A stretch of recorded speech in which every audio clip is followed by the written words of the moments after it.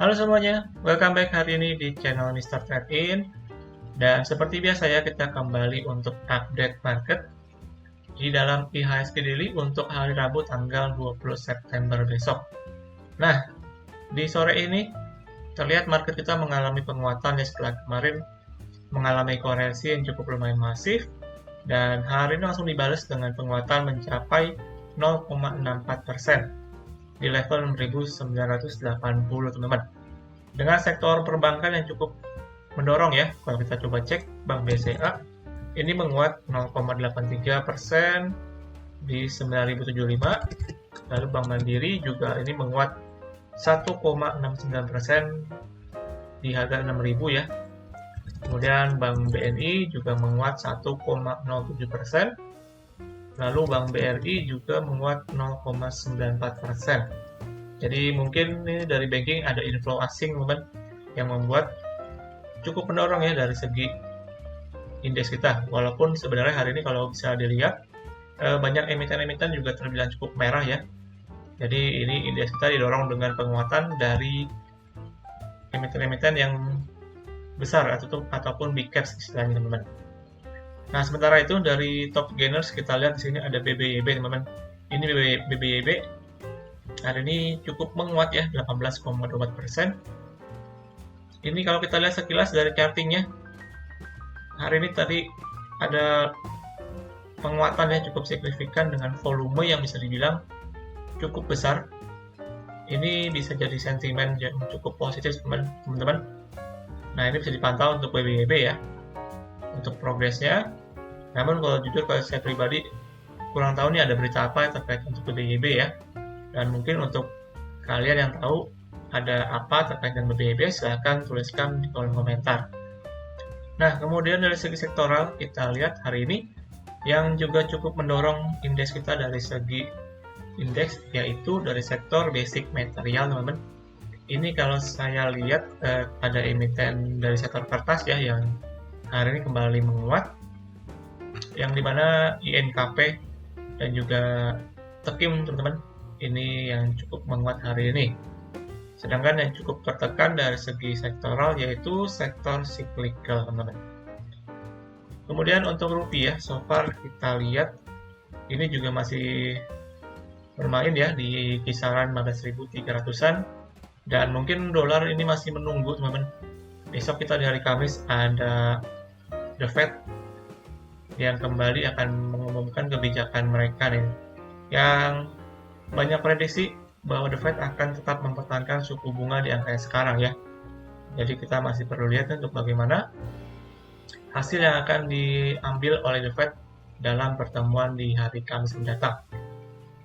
Oke, lalu secara teknikal, secara charting untuk indeks kita, so far seperti yang dari kemarin saya mention, ini pergerakannya masih dalam area konsolidasi ya, di 7.000 sampai dengan 6.900 teman-teman so far. Ini merupakan area konsolidasi. Jadi selama masih bermain dalam area tersebut, bisa saya bilang pergerakan indeks kita masih akan cenderung sideways saja. Mungkin menguji ke resisten di 7.000, bahkan bisa juga menguji di support di sekitar 6.900 teman-teman. Jadi untuk market mungkin kita akan skip aja ya, karena pergerakannya belum cenderung kemana-mana. Dan next, kita langsung pembahasan emiten hari ini dengan Medco. Nah, Medco ini yang dimana Medco ini dia mendapat pinjaman kembali teman-teman. Pinjaman itu sebesar 5,25 triliun rupiah yang digunakan, kita akan coba lihat untuk apa ya.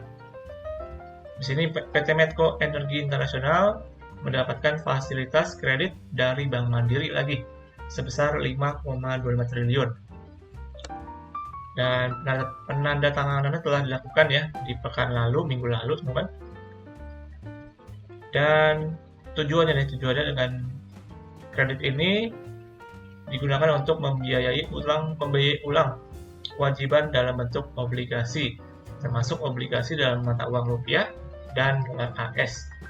Jadi tujuannya ini si Medco kembali mendapat pinjaman dari Bank Mandiri dengan tujuan untuk membiayai kewajiban ulang dalam bentuk obligasi mereka yang mungkin akan habis ya sebentar lagi. Jadi ibaratnya akan ditutupi dengan pinjaman kembali teman-teman.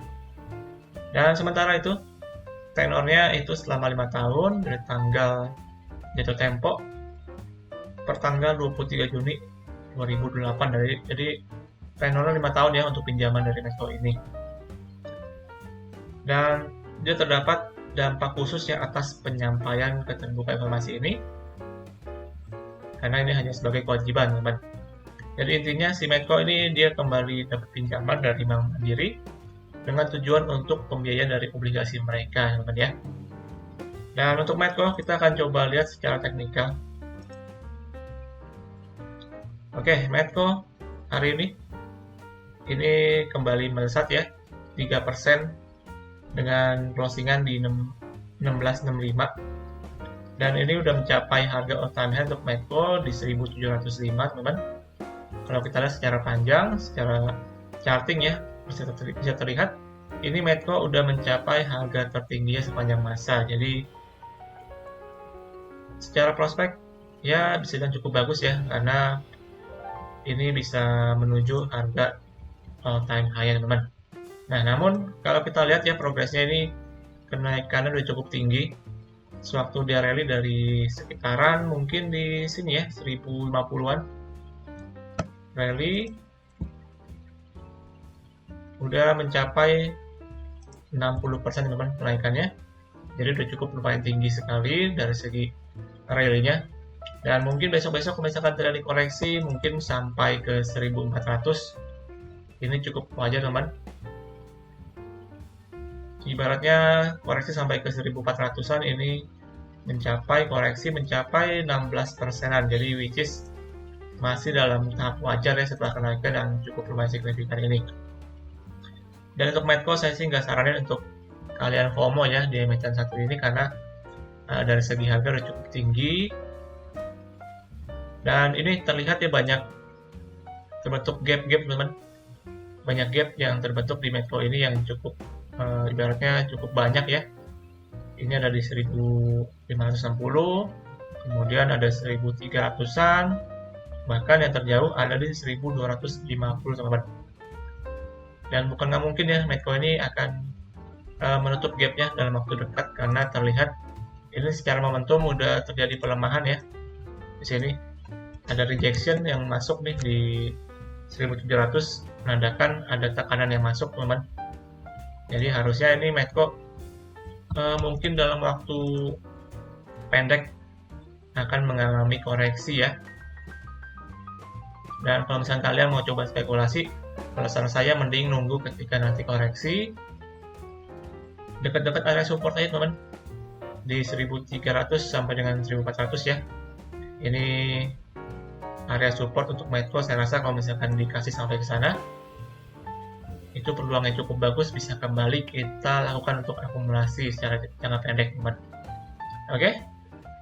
Jadi untuk Medco saya sih nggak prefer untuk kalian masuk sekarang.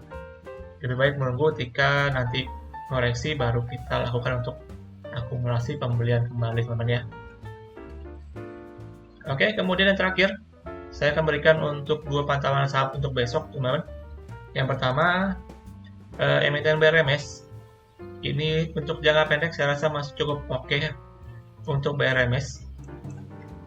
Terlihat BRMS ini dia kembali ibaratnya momentumnya cukup kembali nih setelah kemarin ada volume cukup tinggi. Ini kalau saya lihat secara pendek ya, ini BRMS dia berhasil kembali ke atas 208 sampai 210 sebagai supportnya. Jadi kalau misalkan BRMS so far bisa berhasil bertahan di atas area ini, saya rasa ada potensi BRMS bisa kembali menguat dan mungkin menguji ke resistnya ya di sekitar 220-an. Jadi untuk pendek saya rasa masih oke. Silakan dipantau untuk BRMS untuk potensi bisa kembali sedikit rebound teman-teman. Mungkin yang terdekat menguji ke kisaran 220-an nih untuk BRMS. Namun kalau misalkan secara panjang saya sih belum saranin, mungkin nanti ketika nunggu koreksi teman, karena di BRMS udah terjadi pelemahan momentum ya kalau menurut saya pribadi. Jadi lebih baik nunggu ketika nanti koreksi yang cukup lumayan masif ya di BRMS ini. Tapi secara pendek masih ada peluang untuk menguji ke kisaran 220-an, teman-teman. Oke, next yang kedua. Nah, sama dengan emiten batubara ya, dengan Adaro Energi. Ini untuk Adaro, kalau saya lihat dia momentumnya cukup kuat. Secara tren cukup bagus, dia berhasil di atas garis EMA 13. Yang menurut saya pribadi ini bisa dijadikan untuk following trend ya, untuk bullish secara jangka pendek. Ini terlihat Medco juga berhasil bertahan di atas support, teman-teman. Ini kalau kalian perhatikan ada support di 2800. So far ini Medco berhasil bertahan di atas support ini, dan ini bisa kembali harusnya menguji ke beberapa resistnya yang terdekat, mungkin di 2940-an ya, ini resist pendeknya. Namun untuk resist lebih jauhnya mungkin sampai ke harga 3000, teman-teman. Jadi untuk Medco juga masih bisa ya untuk scalping pendek menurut saya. Jadi untuk area silahkan diatur aja. Namun selama masih belum jebol dari resistnya, supportnya di 2800, ini saya rasa masih ada peluang untuk bisa kembali menguat lagi, teman-teman ya. Oke, jadi setelah dipantau untuk dua emiten BRMS dan juga Adaro untuk besok, teman-teman. Dan juga untuk Medco, tadi kita bahas lebih baik menunggu ketika nanti koreksi ya. Dan untuk market ini masih sideways, jadi potensinya masih akan bergerak dalam area konsolidasinya, teman-teman. Oke, jadi demikian untuk hari ini.